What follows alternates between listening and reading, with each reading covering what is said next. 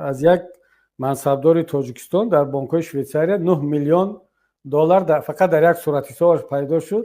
شرح خودش خنده‌آور بود، خیلی جالب بود.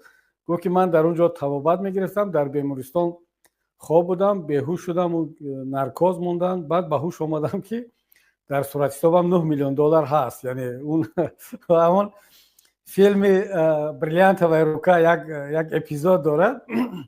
همون وقتی میپرسند که از کجا این بریلیانت ها در دست تو پیدا شد، میگه که упал, очнулся, рука забинтована или так, در اون بینت بریلیانت بود.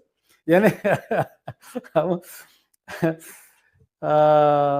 упал, потерял сознание, очнулся и рука забинтована.